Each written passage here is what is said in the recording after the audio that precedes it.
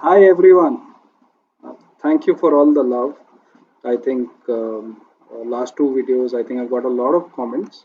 And even though I'm not a professional YouTuber, I am making videos basis whatever my subscribers are asking me to make videos on. So some of the questions that I got last time on YouTube and on LinkedIn, where I posted these videos, is that should we invest in gold?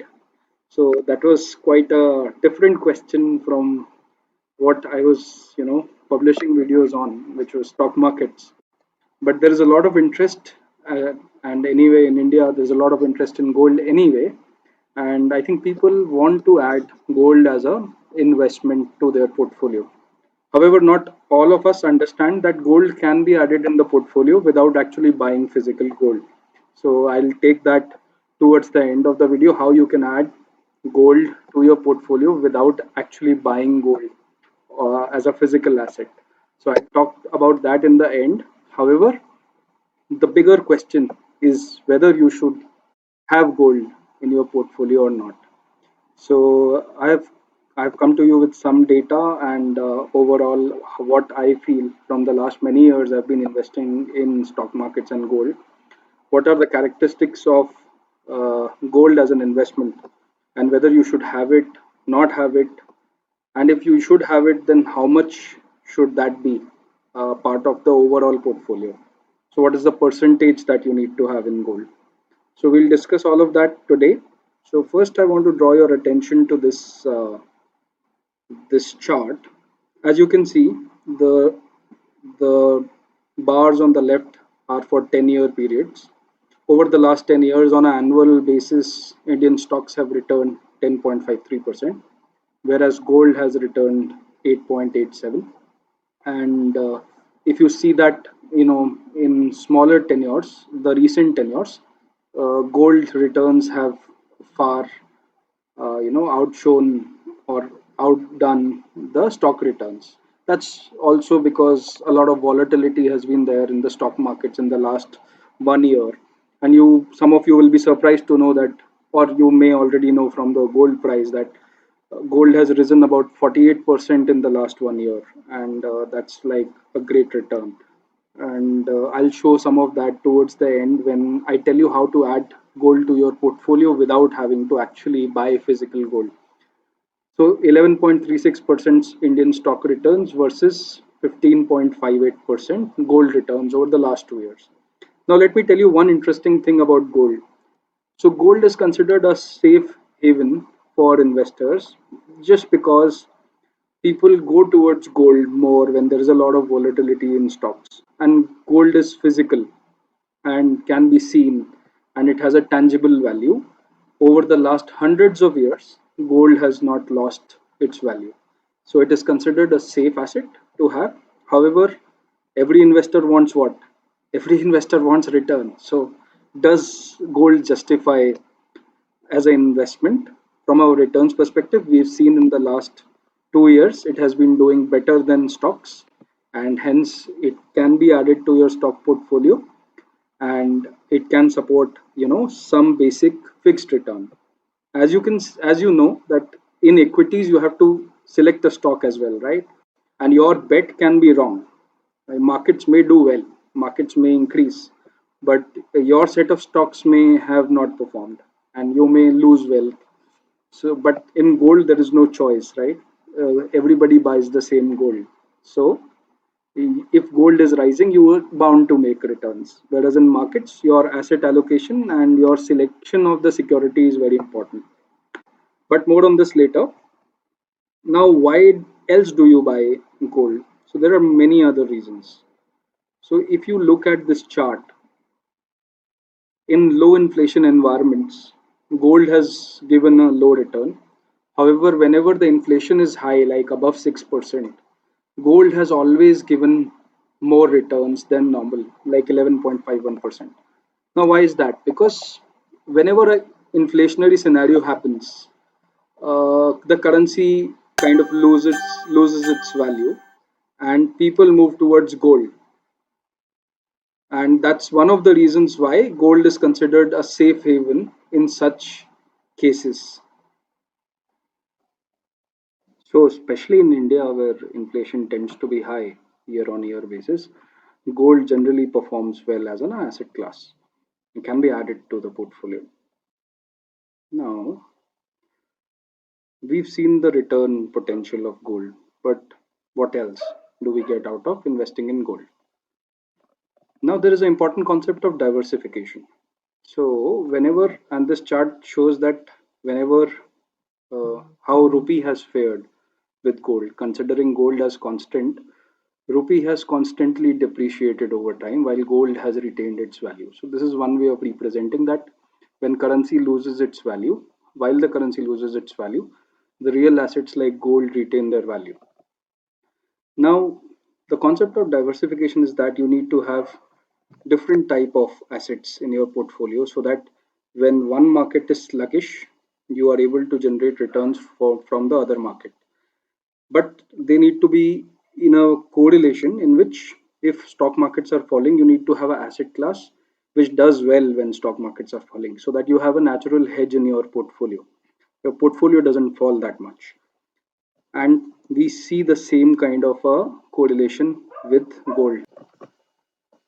So as we see that when Sensex falls by about 3 standard deviations, there is a negative 0.44 correlation with gold, which actually means in simple terms that gold has a tendency to go opposite to the trend of Sensex when the Sensex is falling. So there is a negative correlation. The gold is bound to go up when the markets are falling. And another interesting thing which is not here, and I want to tell you, is that it shares a positive correlation with Sensex. However, the magnitude is not high when the Sensex is or the stock markets are rising. So, in both cases, gold is moving. However, in case of stock markets doing well and growing, gold grows by a little bit, whereas when stock markets fall, the correlation is negative, so gold actually grows and it grows by a greater magnitude, which is what we've been seeing in last 1 year also. Gold has been doing well. It was at somewhere around 27, 28,000 per 10 grams, and right now it is above 45,000 per 10 grams. So that 40% jump has come and the markets have fallen in this time. Another thing that we have to discuss here is that a lot of people feel that it's a illiquid kind of a instrument or illiquid kind of a investment. Yes, physical gold is not illiquid. You can sell it. However, it requires you to keep it you to keep it in a safe condition. You need to safeguard it against theft, and there is a lot of carrying cost. You need storage, and you need to be careful about it getting lost. So there is that cost, and you are always worried whether you'll be able to sell it tomorrow or not. Say there is a very bad situation where like the pandemic right now, the shops are closed, you can't sell it to a jeweler. So what do you do? The illiquidity concern. And some people also feel that if it is illiquid, then if I am in need of urgent funds, then how will I get from an asset like gold? Now, I want to show you something. Now, this is about the gold market globally, and it is a market which is deeper than Indian stocks, than Indian government bonds, or the currency, trade between USD and INR. And it's a much deeper market. You can see the difference. So there is a high liquidity in gold globally in terms of trade, and I want to go into detail of this liquidity later when I tell you how to add gold to your portfolio without actually buying physical gold. We'll come to that. And over time, it has been seen that adding gold adds return to a portfolio if some percentage, 5%, 7.5%, 10% of gold is added to the portfolio. Now, this brings us to an important topic of how much percentage of your portfolio should be gold. Now that's very dependent on your profile, and any personal wealth expert will take into consideration a lot of factors around your age, your income, your family members, number of family members earning, and what are your goals, financial goals. However, as a ballpark, if I tell you without knowing your profile, a 5 to 10% of your portfolio should be, in real assets, including gold, so that you have a shield when the markets start tumbling. And in a year when markets don't do anything and actually erode wealth, you can actually support the fall in your portfolio with that 10% odd in gold and real assets. Now, how do we add gold without buying gold? So, since last many years in the Indian markets, uh, we have got ETFs, which are exchange traded funds, which mimic are a derivative, kind of indices, which mimic the real assets. So in India, there are about 9 to 10, I think 13 odd gold ETFs, which you can buy, and buying them is as easy as buying a stock in your Demat account or in a trading account. And you can just buy them and enjoy the performance and the performance will mimic the real assets performance. So if gold prices are going up, the ETF price will go up. You don't have to store it because it's not physical. You've just bought it from the equity markets, and I'll just show you the various ETFs that we have in India that you can simply buy from your trading account. Yeah. So what are ETFs? We've already covered. These are basically in funds that mimic the underlying asset. This is money control. So if you see, these are some of the gold funds that have been there in the market for I think 8 to 9 years now, and see the performance in the last 1 year. You know, they are 47% up. Overall 3 year return is around 15%, and this has happened because of the last 1 year jump in gold prices. However, you don't need to store it. You can sell it anytime. It's highly liquid, and you can add this as a diversification oblique, risk uh, reduction kind of a buffer in your portfolio. And and this is from the Bank Bazaar website. These are the 13. So sorry for this. These are the 13 gold ETFs that are there, and I'll also show you how to trade in them so that we don't even leave that leg. And after watching this video, you can go and trade them if you like. So these are the 13 gold ETFs that are there trading in the market today. Now I'll take you to a trading window to my Demat account and show you how to actually trade.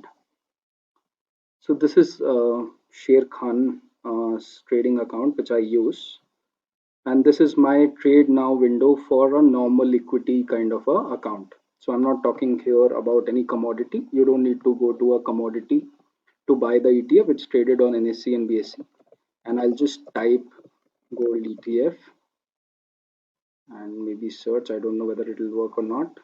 It's asking me for a script name. Say let's put Kotak Gold.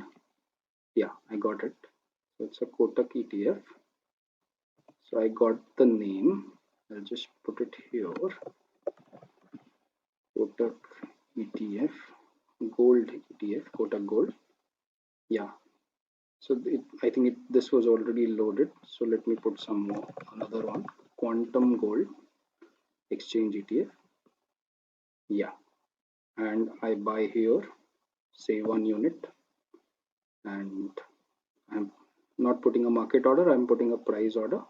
Its price is around 2100 today, and I place an order. Right. I put in my password, and it goes. Yeah. And now if I confirm the order, this order will go. So this is how you trade in gold without owning gold. There are other places also you can have such a instrument. I think Paytm started having Paytm Gold in the Paytm app. So if you don't trade normally on Sharekhan or any other trade, you don't have a trading account, you can even have gold as asset with you on wallets like Paytm and fintech, more other fintech companies that may have gold as an option. So all in all, I think for a small part of your portfolio, gold is a great asset. It has never depleted in value over the last thousands of years. It has always done well when the markets are sluggish. However, don't expect super high returns from gold. Gold has been rising constantly Also, when markets do great, gold does okay. When markets go bad, gold does really well, like we have seen in last 1 year.